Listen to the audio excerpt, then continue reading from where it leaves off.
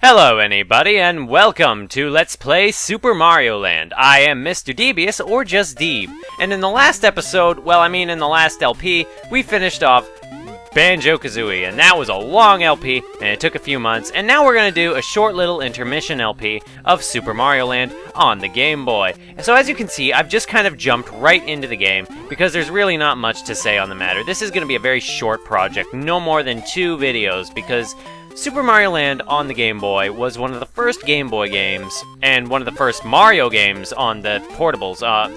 This was when the Game Boy was very young, and there's really not much to it. There's only about 12 levels, 16 levels in the game, and they're particularly short. No, wait. Only 12 levels in this game. 4 worlds, 3 levels each, and, well, as you can see, the drawings, the quality of the graphics is about what you would expect in MS Paint or early NES. So it's about on par with Super Mario Brothers, the first game, but not as powerful. Anyway, we just got a star, so now we're going to do the can-can, and we're going to just kind of plow through everything. Now, as far as comprehensive Let's Plays go, there's really not a whole lot to reveal as far as secrets and things go. I know where basically all the secrets are. But yeah, basically, this controls about as well as any Mario game as you might expect. You got your run, your jump, you got that's all here, you got your hidden blocks. Now, the plot of Super Mario Land, because the plot is so important, is that Princess Daisy of Sarasaland has been kidnapped by the evil alien Tatanga. And there's a lot of names in there that aren't quite common. You would expect Peach of the Mushroom Kingdom to be kidnapped by Bowser, but no! This is Princess Daisy. It's her first appearance in a game, in any Mario game, and she is the damsel in distress that we are on our way to save, of Sarasaland, which is very distinct from the Mushroom Kingdom. And part of that is in the fact that these enemies they don't have the same names, and I didn't get any lives, but I did get powered up with a thing. I don't know the names of most of these enemies in these games, but the Goombas that we stomped on, those aren't Goombas, these are Goombos. They are like a close relative of the Goomba, and we only actually really recently learned their name when Super Mario Land was ported to the 3DS on the eShop. And these Koopas, I think these are called Bombshell Koopas, or something pretty obvious, because when you stomp on them, as you can see, they explode, and they will hurt you. Of course, this goes back to Super Mario Brothers in that if you take one hit, you go back to small, even if you have a flower. Now, they aren't fire flowers in this game. Those are actually, I think they're just called super flowers, and they give you the power of super balls. That's seriously what they're called. And when I get one again, I'll show it off again, and I got hit and I died. Well, that's just a bummer. No point in really cutting, though, because these levels are so short, not to mention they have the checkpoints like in Super Mario Brothers, and like in Super Mario Brothers even more, you aren't able to go back if you proceed onto a level. Interesting thing about Super Mario Land is that in its development process, it was not actually developed by Well then. Interesting thing about the development process is it was not developed by I think it's Research and Development 1. It wasn't made by the main team who made Super Mario Brothers and Super Mario Brothers 3 and would go on to be basically Nintendo's main development group. Like, they're the ones who are responsible for all the mainstream Mario games. No, the people who did this, I think they were led by Gunpei Yokoi, and Gunpei Yokoi, this was like by the secondary team of Nintendo, and they had other projects like they did, I think, Kid Icarus and Metroid and other games. If I'm wrong, maybe I'll put up an annotation. If not, maybe I'll be lazy. Well, we'll see, and it'll be fun. But yeah, this was developed by a different team, so that's why a lot of things are actually different than what you get from a standard Mario game. That's why a lot of things feel different. And a lot of people feel that this is a black sheep of the Mario games, kind of like Mario 2, except it's because this game is so small, and you can beat it in about 10 minutes if you're really good. Anyway, no, I didn't want the flower with the super balls. I wanted some extra lives, but that's just fine. Anyway, that's what the super ball does. It bounces around until it hits something, but there's only one on screen at a time. So now we seem to be in some kind of ancient pyramid, but I'm not going to go that way, because if we come over here, there is a secret up there, and I'm trying to get up there. However, I seem to have trouble jumping and running and jumping to the left. Here we go. But yeah, this is how you get up onto the ceiling. So this is very much a callback to Super Mario Bros. 1. And here we have a ton of coins, and we're skipping all those piranha plants down there who aren't actually piranha plants, I think. I don't know what their names are. Also, I really like this music for some reason. It's not Mario. I'm pretty sure it's not Mario. But it's fun. It's just silly. Anyway. We're gonna get out of that secret area. And there's a lot of weird, like... I'm pretty sure that music isn't Mario. I think it's just royalty-free music. Kind of like the can-can being used for the star theme for some particular reason. Also, you may have noticed, but stars in this game... Stars in this... Not stars, but one-ups in this game are actually hearts. And the reason for that is actually quite simple. We got a Sphinx enemy here, and he just goes to sleep and you kick him away. But, extra lives in this game are hearts. And the significance of this is... I think I screwed up a secret area, but oh well, we'll see. Anyway, where was my line of thought even at? Okay, so the extra lives are hearts in this game, and that's because the Game Boy didn't have the palette to support enough colors to differentiate a one-up mushroom and the other thing. A one-up mushroom and some other thing. What am I even talking about here? Because you need the green to distinguish a one-up from a regular mushroom. Jeez, was that so hard to do? Anyway, I missed a secret in this level, actually, where you have to ride another elevator up.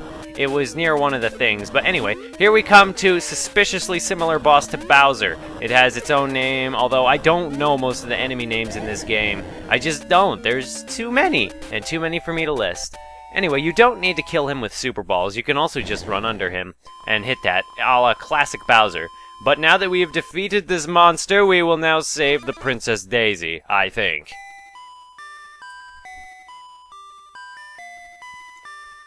Thank you, Mario. Oh, a Daisy! And Daisy turns into a fly and jumps away. So definitely taking a page out of Super Mario Brothers. Thank you, but our princess is in another castle, but with a twist of its own that I do appreciate. It is funny. I don't want any more flowers. I need lives. Anyway, we come down on a spaceship to this next area. We leave, like, I think the previous area was... I don't even remember. I'm not even going to try to think of names.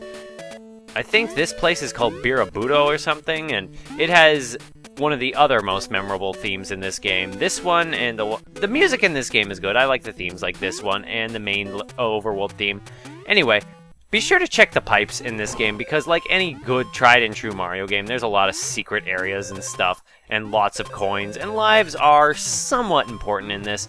Death isn't really an issue in the earlier worlds, but in the later worlds, starting about World 3, that's when bodies start to pile up. Now, Super Mario Land does get a lot of flack because there wasn't a lot to it, and again, it's really short. You can beat it in 10 to 15 minutes, but the cool thing about that is that it was able to easy to just pick up and beat whenever you just want to, like, kill 10 minutes. It was a great thing to do and just, ooh, we got a star. But yeah, it was a fun thing. I enjoyed Mario Land. I think it does deserve a place on the shelf with the other Mario games, but it's definitely not of the higher tier Mario games, and Mario Land 2 is definitely the superior of the bunch. Interestingly, I don't know why the question mark block turns into like a square block when it's revealed to have extra coins in them. It's just something that happens. We're gonna continue on this bridge, dodging around these seahorses who are trying to kill us because I don't know. And this will bring us to the end of the level. I'm gonna try and get all of the bonuses in all the levels if I can, but if I can't, well, that's just gonna be the way it goes.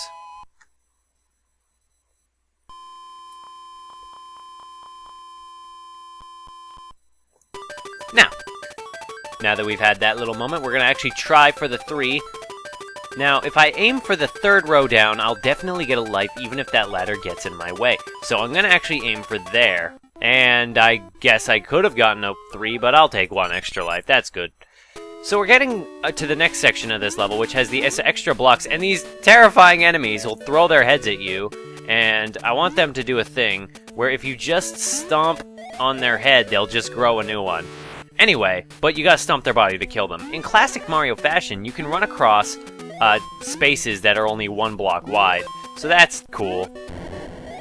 Also, these bombshell Koopas add an element of danger that was kind of in the Super Mario Bros. 1, in that you can't stand near them when you stomp them. And that's kind of similar to Koopa Troopas in a way, because in Super Mario Bros. 1, if you hit them, You're probably wondering what I was doing there. I'm trying to show off a secret, and now I can, because down here is a secret path. But yes, in Super Mario Brothers, the Koopa Troopas always had that thing that when you hit them, they would bounce around and ricochet, and I guess that made them dangerous in that game. And in this game, maybe they couldn't emulate the bouncing physics, so they just have them explode. I mean, who knows? I don't know how that bouncing physics would work, and whoa. Well, you can't really get trapped down there, and that's good game design because they put those blocks there. And I'm pretty sure one of these blocks back there has a star in it, but obviously, it's a little too late for me to go about doing anything and getting it and doing that. We're going to avoid these seahorses that spit fire at us, fireballs that I just want no part of, and whoa. However, yep, you can stomp them. You can stomp most enemies in this game that aren't obviously unstompable. And we're near the end of the level, we just gotta get... Oh, this is gonna be great. Oh, and nope. Oh well. This would be great if I was playing this on my 3DS, but I'm actually using an emulator. I know I said the bad word, but emulator, ooh. Well, I own the game, so it's fine, I guess? I don't know. Anyway, that does make it slightly harder to control, but it's still functional. Anyway, if you shoot these blocks, this section, just this section is kind of weird. I know it kind of came out of nowhere, but Mario Land is kind of unique for having some shmup sections that come out of nowhere where you're just kind of riding in a submarine, and this came out of nowhere, and we got these sunken UFOs because why not? I guess it makes sense for UFOs to be in this game when you consider the main villain of the game is an alien. So maybe he came and brought more of his friends. I mean, it would explain where where he would get any help for any kind of invasion, but then you learn where Tatonga the villain, where he actually comes from in Mario Land 2, and that's kind of strange. I'm not going to get into it. Mario Land plot is weird. The funny thing about the development team for Mario Land and Mario Land 2 is that, as I've heard it, they may not have particularly wanted to work on Mario games. They wanted to do their own thing, but they were put on this game because the main team was busy with something else. Anyway, we got some narcissism in the coins there, but that's just fine. And we're gonna get around all these jellies, and this will bring us not quite to the end of this section because, as you may notice, this is the third area, and that means we got a boss to fight, which is just this guy. Now, like the Sphinx boss before, you can go around it and sneak down in that lower area and just kind of skip past the boss, but I'm not going to do that because I am a man, and I'm going to finish up this level. Yay!